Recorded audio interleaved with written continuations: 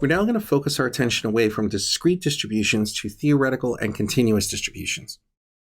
Mathematicians have studied the way data shapes around its central measures. There are a number of interesting points of data distributions, such as the concentration around the average or median, or the length and height of the left and the right tails. These consistent shapes can be modeled with some function and are called theoretical probability distributions.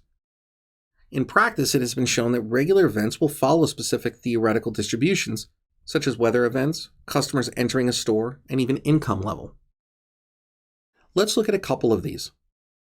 The uniform distribution can be considered almost like a box, at least in shape.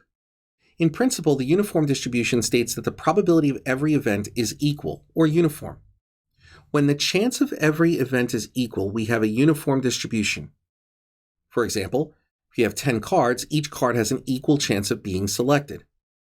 A bounded probability distribution, which takes values between A and B, and probabilities of all the values are equal. And this can be either continuous or discrete. Notice the two samples here. If we were to focus on a discrete notion, the red is going to be between 1 and 6.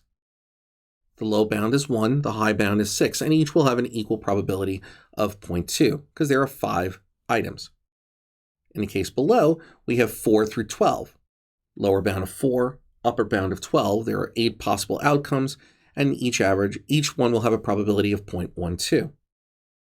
So the important concepts for a uniform distribution is it's always bounded with a lower limit and bounded with an upper limit, and all probability values are equal. And this can be for continuous or discrete. The example on the right here shows the number of seconds an 8-week-old baby smiles. And this data has been provided online. The smile time is 10.4, 12.8, 1.3, so the data is continuous. A close examination of the data using a histogram shows some general uniformity. There isn't really a bell or a tail on the right or the left side.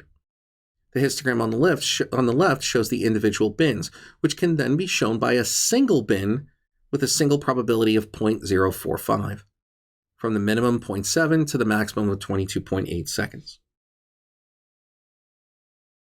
The uniform density function is a mathematical function that describes this distribution across every possible input value. So recall that for a function to be valid, it has a domain x and a range y. You may remember that from your calculus class. And each x maps to only one y value. We cannot have a single x go to two y values. If you were to look at a curve in calculus, if I draw a line from any x, I can draw a vertical straight line, and it should only cross the line or the curve only once, so that there is only one solution.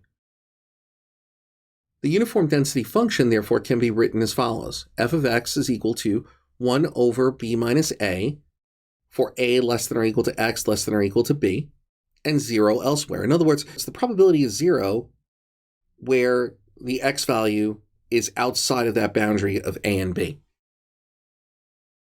From the previous example, any value in the data set had a probability of x, which is equal to 0.045. But for any value not in the data set, such as 52, which is out of bounds, the probability would be 0. Recall also that the sum of all probabilities have to be equal to 1. Therefore, the shaded region can be described as having an area of 1. This concept can now be extended to determine the probability of events that occur from one value to another. So here we have the total probability of being 1, but each individual probability smiling time is going to be about 0.045. The area under a function is a concept from calculus called the integral from a to b.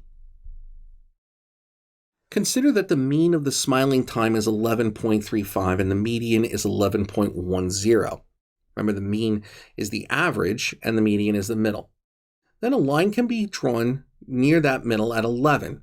Since the median divides the data set in half, the blue shaded region is approximately 0.5 or 1/2 of the data set. It's a little bit smaller. And here we can see that the probability is still the same straight across. The area of the function, again, we said, is this integral concept in calculus, but it allows us to compute the area of the curve from one part here, which is the median, at 11.1 thereabouts. It'll be 1/2 to the left and 1/2 to the right. So therefore, we can denote this probability here that the probability from 0.7 to 11.1 is equal to 0.5, or 50%. Further, for any continuous distribution, the area of the curve from any other 2 points can be shown to represent the cumulative probability between those 2 points. This point will be true for all distributions, regardless of uniform or anything else that we study. So we can compute that the probability of x from 14 to 17 inclusive is going to be equal to 0.136. How do we compute that? Well, we take 17 minus 14, which is 3, and we multiply it by the probability itself for each one of the items, which is going to be 0.045, and that's where the 0.136 is obtained. So the area of the curve between 14 and 17, denoted by that purple region, is 0.136. For the uniform distribution, the expected value, which is somewhat to our mean that we spoke about, is equal to a plus b divided by 2. So using again the example on the right, the expected value would then be 22.8 plus 0.7, and that's equal to 23.5. We divide that by 2, and we get 11.75. The area under the curve between this expected value and the minimum would be 11.75 minus our minimum times the probability, which is going to be 11.05, and that's going to be 0.5 exactly. Remember, this probability here is that 0.045 that we were using before.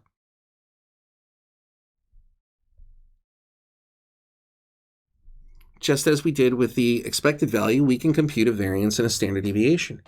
The variance of the uniform distribution is going to be b minus a, that upper bound minus the lower bound, squared, and divide by 12.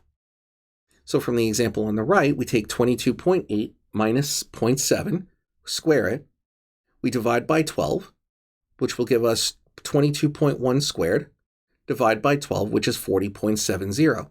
So our variance is 40.70. In addition, the standard deviation can be computed as the square root of the variance, which is the square root of 40.70, which is 6.38.